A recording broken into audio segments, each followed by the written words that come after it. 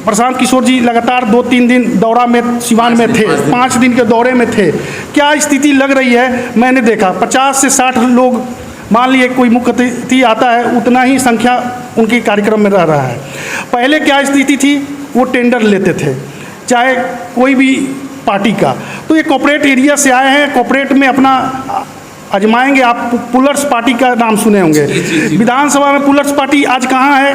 कहीं दिखती हैं? उसी तरह प्रशांत किशोर एक बहुत बड़े रणनीतिकार के रूप में आए थे और वो प्रचार प्रसार बहुत बढ़िया तरीके से कर सकते हैं, लेकिन युवाओं के बीच, आम जनमानस के बीच वो उस प्रकार से पहुंच नहीं सकते हैं। जहां तक आपने कहा कि भारतीय जनता पार्टी की जो सरकार आई थी वो प्रशांत किशोर के बदौलत आई थी, ऐसा नहीं है। भारतीय जनता पार्टी जो अपना संघर्ष के बदौलत, पार्टी नहीं बताया था, हाँ, पार्टी अपने संघर्ष के बदौलत उस सरकार में आई और उसके एक एक कार्यकर्ता के मेहनत के बदौलत ये आई। हाँ, प्रचार प्रसार में BSc और MA M.Com करें विश्व की सबसे बड़ी यूनिवर्सिटी इग्नू से। सॉल्व असाइनमेंट और गाइड बुक्स प्राप्त करें। संपर्क करें Mahakal computers, DAV college gate के सामने, सिवान। देश में खास करके भारतीय जनता पार्टी के द्वारा जिस तरीके से एक बड़ा कार्य किया जा रहा है, 8 साल बेमिसाल, एक तरह से देखा जाए तो जो 75 साल जो हमारे यहाँ देश की जो आज़ादी की हो रही है, जो एक अमृत महोत्सव मनाया जा रहा है, उसी के उपलक्ष्य में कई ऐसे कार्यक्रम भी किए जा रहे हैं। आज हमारे साथ 2 खास मेहमान जुड़े हुए हैं। एक आशुतोष जी जो कि प्रभारी मंत्री हैं सिवान जिला के, और हमारे साथ युवा मोर्चा के जिला अध्यक्ष भी हैं हैप्पी यादव जी। तो हम दोनों से जानना चाहेंगे, खास करके जिस तरीके से 8 साल बेमिसाल का जो ये कार्यक्रम आयोजित किया जा रहा है, पूरे देश भर में आयोजित किया जा रहा है। जाहिर है जिस तरीके से युवा इस देश का चूँकि विपक्ष की भी बात हम करते हैं तो विपक्ष के नज़र में जो है कि कहीं ना कहीं ये विफलता है और पक्ष के नज़र में ये सफलता है। सफलता इसलिए क्योंकि जिस तरीके से 8 साल बेमिसाल का ये बड़ा कार्यक्रम ऑर्गेनाइज किया जा रहा है इसको लेकर के। तो सबसे पहले तो प्रभारी जी से बात करेंगे। स्वागत है पहले आपको YES24 न्यूज़। बहुत बहुत धन्यवाद, आपका भी अभिनंदन है। पहले तो मैं ये जानना चाहूँगा कि जिस तरीके से ये आपका एक जो ये बुकलेट बना हुआ है 8 साल बेमिसाल, तो ये सरकार की एक बड़ी उपलब्धि है। मैंने इसमें कई ऐसे कॉलम्स देखे हैं, तो मैं सर चाहता हूँ कि इस कॉलम को पहले आप थोड़ा बताएं कि इस कॉलम में क्या क्या चीज़ें मुख्यतः दर्शाई गई हैं जो देश के खास करके आधारभूत संरचना में अभी एक मील का पत्थर साबित होगा। जैसे अभी इसके तहत हम लोग जो ये पर्चा हम लोग लोगों के बीच दे रहे हैं 8 साल सेवा, सुशासन और गरीब कल्याण को लेकर, तो हमारे केंद्र की सरकार ने जिस प्रकार से गरीबों के लिए जो योजनाएं चलाई हैं, जैसे किसान सम्मान निधि हो या फिर जो हमारे मजदूर वर्गों के लिए हो या बीमा योजना हो या हमारे जो महिलाएं हैं जो गैस कनेक्शन नहीं ले पाती थी उनके लिए जो उज्ज्वला योजना चलाई गए हो, हमारे गरीब जो मरीज थे जो अपने स्वास्थ्य लाभ नहीं ले पाते थे उनके लिए जो हमारा आयुष्मान भारत कार्ड योजना चलाया गया है, ये सारे योजनाओं को जन जन तक पहुँचाने के लिए, साथ ही जो विकास की नदी बही है, विकास की धाराएँ बही हैं,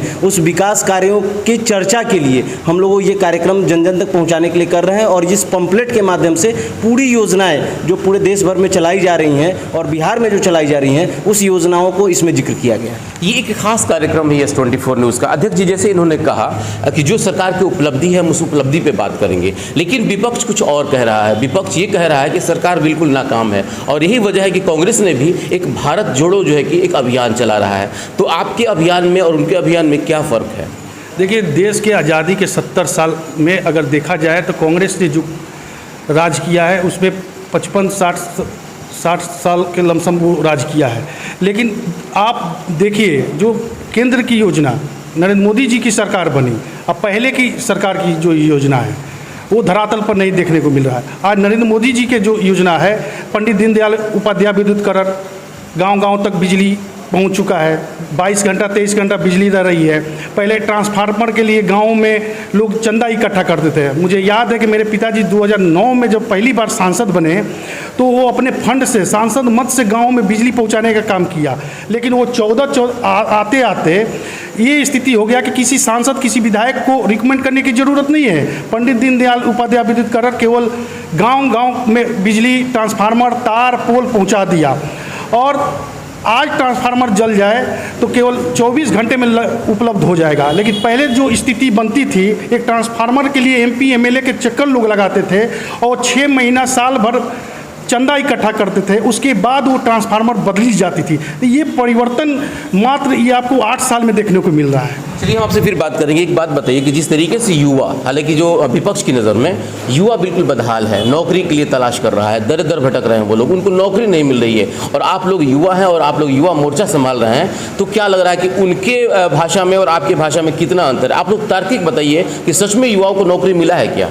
देखिए, क्या है कि हमारे विपक्ष के नेताओं के पास कोई मुद्दा बचा नहीं है। जिस प्रकार से सुशासन और जिस प्रकार से युवाओं की कल्याणकारी योजनाएं, जैसे क्या है कि हमारे युवा पहले टेक्निकल नॉलेज नहीं ले पाते थे। अभी पूरे देश भर में टेक्निकल नॉलेज के लिए, टेक्निकल पढ़ाई के लिए योजनाएं, कई योजनाएं चलाई जा रही है। जैसे युवा टेक्निकल होंगे उनको कहीं ना कहीं रोज़गार मिल जाना है, और इसी प्रकार से हमारा जो योजना चल रहा है जिसके तहत हम लोग युवाओं को रोज़गार देने की बात कर रहे हैं। युवाओं को रोज़गार देने के लिए उनको टेक्निकल तरीके से प्रशिक्षित करने का काम कर रहे हैं, ताकि उनकी जिसमें रुचि हो वो जाके अपना जॉब प्राप्त कर सकते हैं। जैसे इन्होंने टेक्निकल की बात कहा, तो टेक्निकल की जो योजनाएं थी, जैसे कि PMYK था, जो कि प्रधानमंत्री योजना, वो तो बिल्कुल बंद हो गया, और उसी में जो है कि कहीं ना कहीं राजीव प्रताप रूडी को जो है कि त्यागपत्र देना पड़ा था। लेकिन आपके जो सहयोगी कह रहे हैं कि उसमें सफलता मिली है, तो इस सफलता को सिर्फ आप लोग हवा में रख रहे हैं कि सही में जमीन पर उतरा भी है? प्रधानमंत्री कौशल योजना जी, नरेंद्र मोदी जी की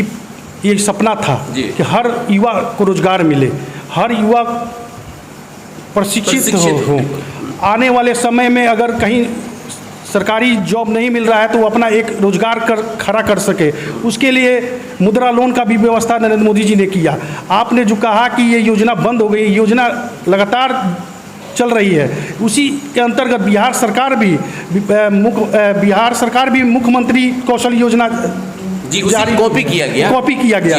तो ये जो सोच है नरेंद्र मोदी जी की सोच है, कोई भूखा ना रहे, कोई इलाज के अभाव में, शिक्षा के अभाव में अपना जीवन व्यक्त ना कर सके, वैसी योजना नरेंद्र मोदी जी बनाए हैं। क्योंकि वो गरीब के बेटा है, एक चाय बेचने वाले का बेटा है, उन्होंने गरीबी देखा है कि किस प्रकार से हम योजना तैयार करेंगे तो आने वाले समय में आने वाली पीढ़ी को रोजगार मिल सके, कम से कम वो अपने आप को जीवन व्यक्त कर सके। इसके लिए नरेंद्र मोदी जी केंद्र की योजना को बनाकर धरातल को उतारने का प्रयास किया। आपने कहा कि चाय बेचने वाले, जैसे इन्होंने कहा चाय बेचने वाले गरीब देश के प्रधानमंत्री, लेकिन कांग्रेस कहती है कि भाई जो 16 लाख का सूट पहनता है वो गरीब कैसे हो सकता है? सच में क्या ये भाषा सिर्फ लोगों को भ्रमित करने के लिए है कि सच में वो गरीब अभी भी हैं? अभी भी गरीब होने की बात नहीं, वो हमारे देश के प्रधानमंत्री हैं, और देश की छवि को पूरे देश के अंतर्गत, विदेशों के अंतर्गत रखने के लिए अगर वो कोई कपड़ा पहनते हैं तो इस पर कोई कटाक्ष किया नहीं जा सकता है। एक तो वो ट्रेंड बना है, वो ट्रेंड बना है, वो उनके पास कोई दूसरा विकल्प नहीं है। वो सिर्फ कपड़े पे कटाक्ष करेंगे, बाकी सारे चीज़ों पे कटाक्ष करेंगे। उनके पास दूसरा कोई विकल्प ही नहीं है कि हम इस सरकार का विरोध कैसे करें। न कोई भ्रष्टाचार है, न किसी प्रकार का गरीबों के लिए जो योजनाएं चला जा रही है उसके खिलाफ वो कुछ बोल नहीं सकते हैं। इसलिए वो अब कपड़े पे और जूते पे कटाक्ष कर रहे हैं, तो इससे कोई मतलब नहीं बनता है। चलिए इससे हट के एक सवाल करते हैं। अभी बिहार में एक नई ट्रेंड चल रही है PK की, प्रशांत किशोर की, जो कि कभी बीजेपी के लिए बड़ा काम किया था। इन्होंने 2013 में जितना ग्रास लेवल पे काम किया उसका परिणाम 2014 में मिला। एक बड़ा मजबूत सरकार उन्होंने स्थापित कर दिया, लेकिन अब वो खुद के लिए काम कर रहे हैं। आप लोग युवा हैं, क्या लग रहा है कि वो स्थापित हो पाएंगे अपने आप को लेकर के? मैं एक छोटा सा एग्जाम्पल देना चाहता हूँ। उतना बड़ा राजनीतिक नहीं हूँ, ना उतना बड़ा अनुभव है, लेकिन मेरे परिवार में युवा हैं और मैंने राजनीति को बचपन से देखा हूँ। प्रशांत किशोर जी भीड़ जुटा हुआ सभा मिलता था, मंच सजा हुआ मंच मिलता था। अब प्रशांत किशोर जी को भीड़ भी जुटाना है, सभा भी करना है, मंच भी सजाना है। उनकी क्षमता उनको समझ में आ जाएगा। मैंने देखा कि प्रशांत किशोर जी लगातार 2-3 दिन दौरा में सिवान में थे, 5 दिन के दौरे में थे। क्या स्थिति लग रही है मैंने देखा। 50 से 60 लोग, मान लिए कोई मुख्य अतिथि आता है, उतना ही संख्या उनके कार्यक्रम में रह रहा है। पहले क्या स्थिति थी, वो टेंडर लेते थे चाहे कोई भी पार्टी का। तो ये कॉर्पोरेट एरिया से आए हैं, कॉर्पोरेट में अपना आजमाएंगे। आप पुलर्स पार्टी का नाम सुने होंगे, विधानसभा में पुलर्स पार्टी आज कहाँ है, कहीं दिखती हैं? उसी तरह प्रशांत की 24 आते आते समाप्त हो जाएंगे, 25 तो दूर की बात है।